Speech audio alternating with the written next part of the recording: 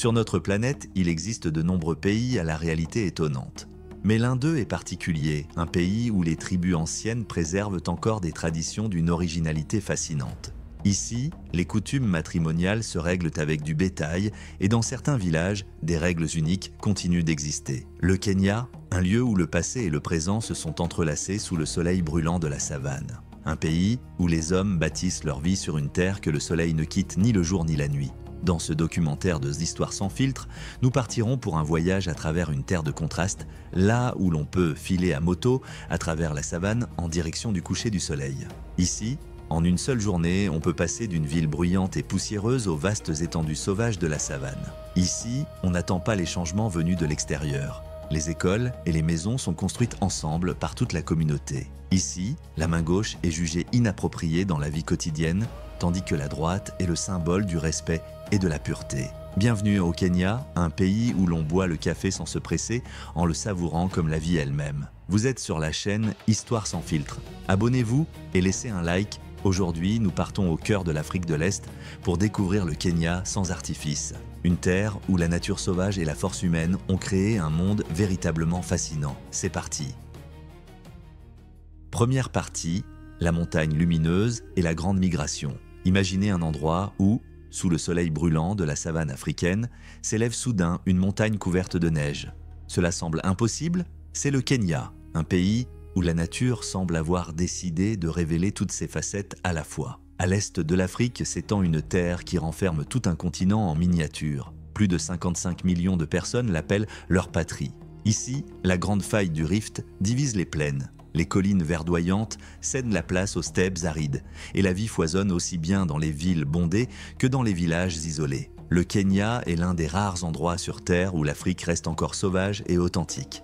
Ici, le safari n'est pas une attraction, mais une rencontre directe avec la nature. Dans le Masai Mara et le Serengeti, où les frontières s'effacent, naît l'un des écosystèmes les plus puissants de la planète. Chaque année, un spectacle grandiose s'y déroule, la Grande Migration. Des millions de gnous et des centaines de milliers de zèbres traversent les rivières pleines de crocodiles, guidés par un instinct ancestral vers de nouveaux pâturages. C'est le souffle même de la planète que l'on peut entendre avec le cœur. Et au-dessus de cette force primitive s'élève le mont Kenya, le deuxième sommet le plus haut d'Afrique. Ancien volcan couronné de neige, il semble garder le secret du temps. Pour le peuple Kikuyu, c'est la montagne sacrée Kirinyaga, le sommet lumineux, le trône du dieu Ngai. Sa couronne immaculée semble relier deux mondes, la chaleur de la savane et la fraîcheur du ciel. Mais derrière cette beauté pittoresque se cache un autre Kenya, un pays de contraste, où, derrière les merveilles de la nature, se dissimule la dure réalité de la vie humaine.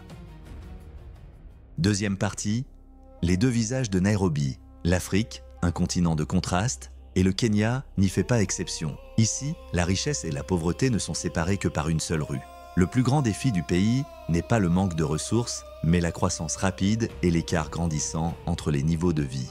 Bienvenue à Nairobi, une ville où les tours de verre et le tumulte du centre d'affaires côtoient les Santa, la nature sauvage. À seulement quelques kilomètres des gratte-ciel commence le parc national de Nairobi, un lieu où les zèbres et les lions pèsent sur fond de lumières urbaines. Mais il suffit d'aller un peu plus loin pour entrer dans un tout autre monde, Kibera, l'un des plus grands quartiers informels d'Afrique. Sur une minuscule parcelle de terre, à peine 2,5 km vivent jusqu'à 1 million de personnes. C'est une ville dans la ville, tissée de métal, d'argile et de force humaine. Des ruelles étroites, des maisons de fortune, des voies ferrées le long desquelles passent les trains, tandis que la vie continue tout autour. Ici, pas de lumière stable, pas d'eau courante. La vie à Kibera est une lutte constante pour les choses les plus simples. Mais c'est justement ici, au cœur du chaos et de la promiscuité, qu'une énergie étonnante prend naissance. Les habitants ouvrent leurs boutiques, leurs salons de coiffure, leurs ateliers de réparation, partagent leurs ressources, s'entraident entre voisins. Ils ont leur propre économie, leurs propres règles, leurs propres forces. Kibera est un rappel que l'esprit humain peut s'épanouir même là où tout semble perdu. Et le symbole de cet esprit, ce sont les matatus, les minibus locaux. Bien plus qu'un simple moyen de transport, c'est un véritable art sur roue.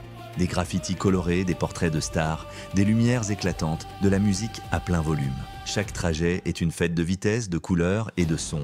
Voyager en matatu, c'est une aventure pleine de risques et d'adrénaline. Mais c'est aussi l'âme même d'une Nairobi moderne, bruyante, dynamique, contrastée et intensément vivante.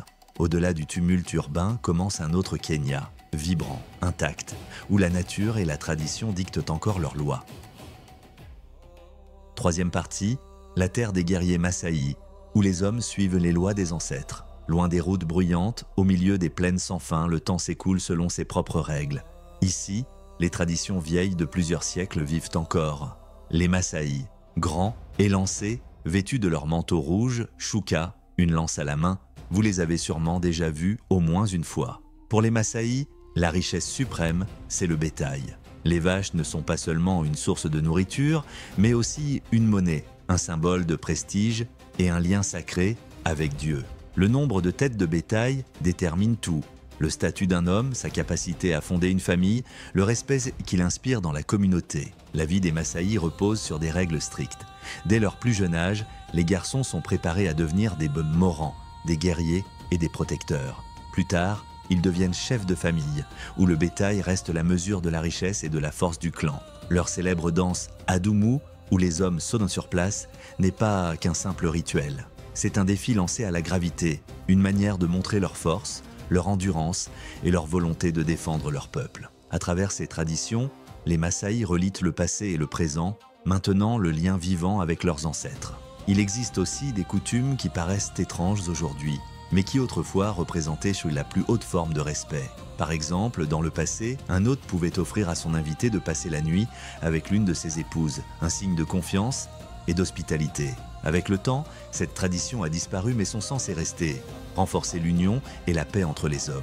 Et pourtant, dans certaines régions du Kenya, la notion d'unité et de solidarité a pris une forme bien différente et inattendue. Umoja, le village sans hommes, au nord du Kenya, parmi les plaines semi-arides du peuple Samburu, proche parent des Maasai, se trouve une communauté unique. Son nom, Umoja, signifie « unité » en swahili. Mais ici, cette unité a une signification particulière, l'unité des femmes. Le village a été fondé en 1990 par Rebecca Lolosoli. Après des attaques de soldats étrangers, 15 femmes furent contraintes de quitter leur communauté. Dans la société patriarcale des Samburu, une femme ayant subi de tels événements perdait son statut et devenait une paria. Rebecca décida de changer cette histoire. Elle créa un lieu sûr où les femmes pouvaient en vivre sans peur et recommencer leur vie. Aujourd'hui, Umoja abrite des dizaines de femmes et leurs enfants.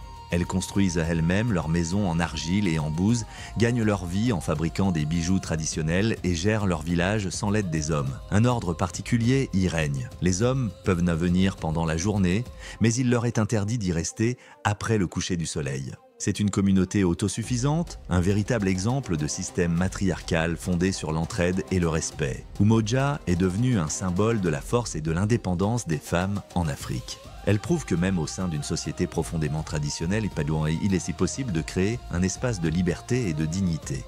Après l'histoire d'Umoja, symbole de l'unité et de la volonté féminine, il est temps de se tourner vers un autre visage du Kenya, sa nature. Au nord-ouest du pays, parmi les terres brûlées par le soleil et les plaines rocheuses, s'étend l'un des plus mystérieux trésors de l'Afrique de l'Est, le lac Turkana. Ses eaux frappent par leur couleur, turquoise, presque irréelle, elles scintillent au milieu d'un désert impitoyable, ce qui vaut au lac le surnom de mer de jade.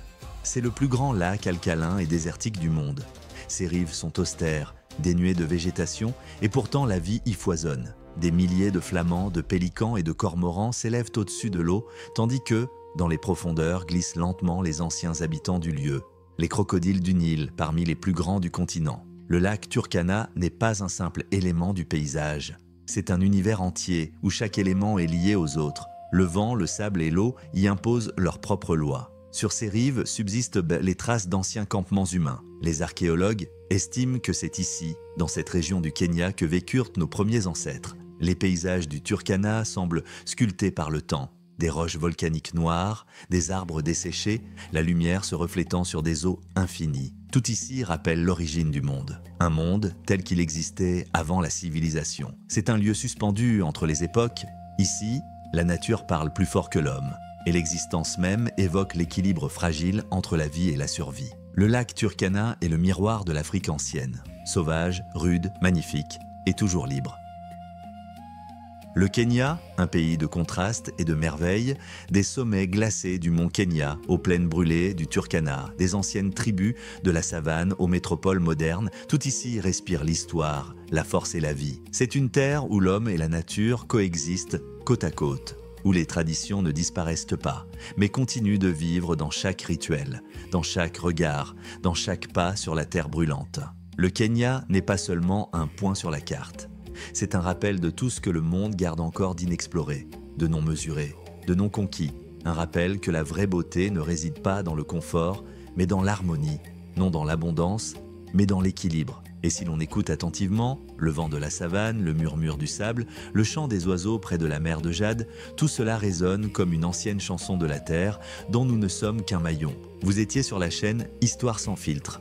Abonnez-vous pour découvrir d'autres lieux où la nature et l'homme parlent encore le même langage. À bientôt dans une nouvelle histoire.